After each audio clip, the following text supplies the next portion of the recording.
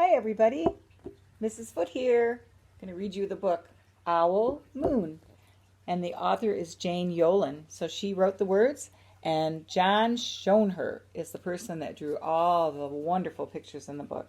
And Scholastic Books has given me permission to read it to you. Owl Moon.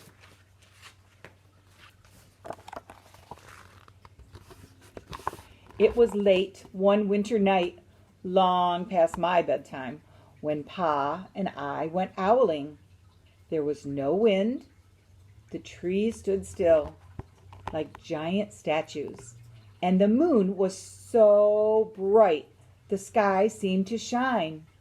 Somewhere behind us, a train whistle blew, long and low, like a sad, sad song.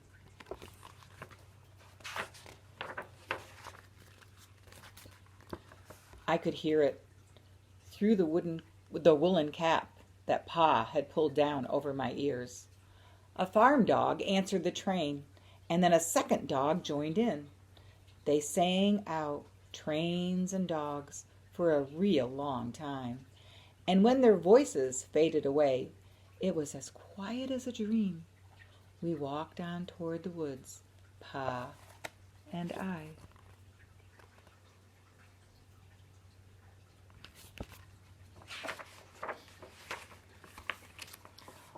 Our feet crunched over the crisp snow, and little gray footprints followed us.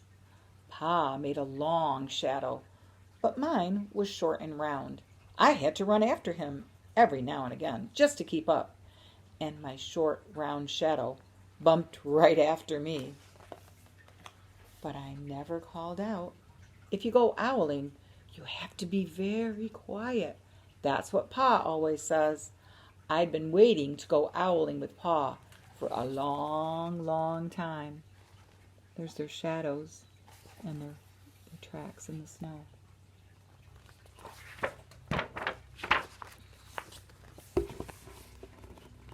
We reached the line of pine trees, black and pointy against the sky, and Pa held up his hand. I stopped right where I was and waited. He looked up, as if searching the stars, as if reading a map up there. The moon made his face into a silver mask. Then he called, "Hoo-hoo, hoo-hoo, hoo-hoo-hoo," the sound of a great horned owl, and again, "Hoo, hoo-hoo-hoo, hoo-hoo-hoo."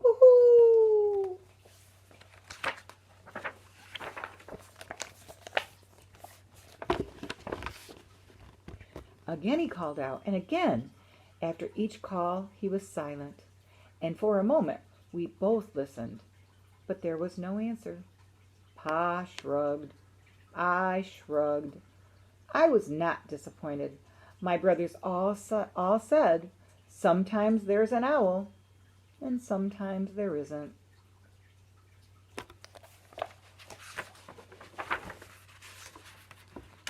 We walked on.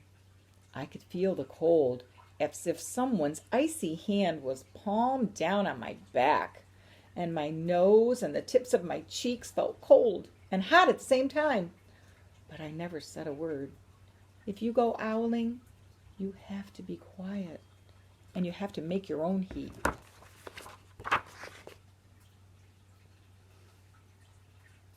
Maybe he could breathe into his scarf, and sometimes that makes you a little bit warmer.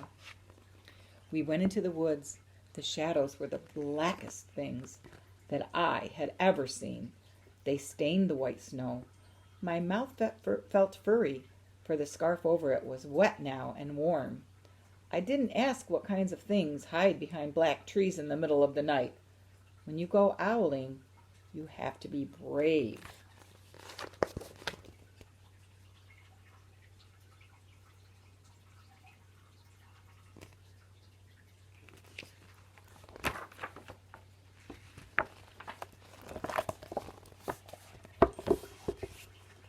Then we came to a clearing in the dark woods.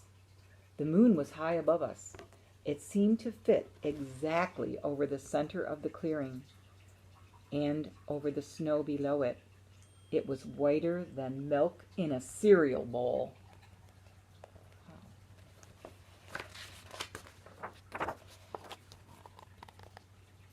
I sighed, and then Pa held up his hand at the sound.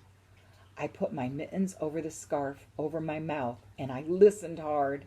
And then Pa called, "Hoo, hoo, hoo, hoo, hoo, hoo, hoo, hoo, hoo, hoo, hoo, hoo." I listened and looked so hard my ears hurt, and my eyes got cloudy with the cold. Pa raised his face to call out again, but before he could open his mouth, an echo came threading its way through the trees. Hoo, hoo, hoo, hoo, hoo, hoo.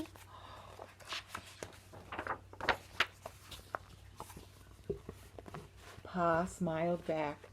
Then he called back, "Hoo, hoo, hoo, hoo, hoo, hoo," just as if he and the owl were talking about supper, or about the woods, or the moon, or the cold. I took my mitten off the scarf off of my mouth, and I almost smiled too.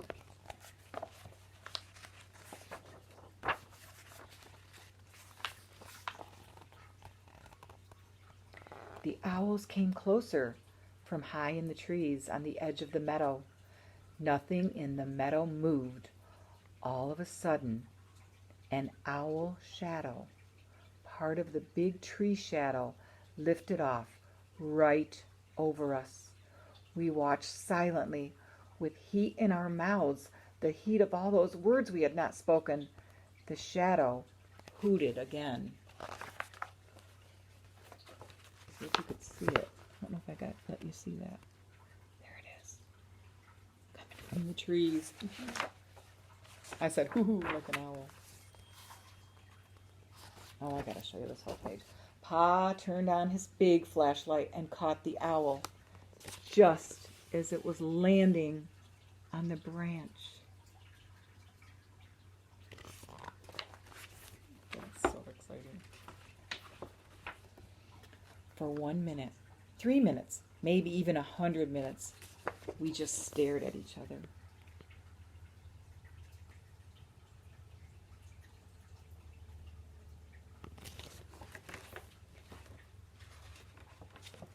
Then the owl pumped its great wings and lifted off the branch like a shadow without a sound.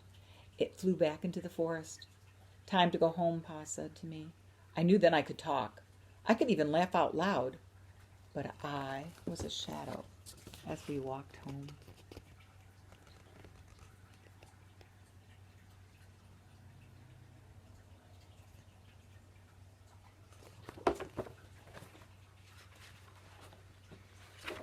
When you go owling, you don't need words or warm or anything but hope. That's what Pa says. The kind of hope that flies on silent wings under a shining owl moon.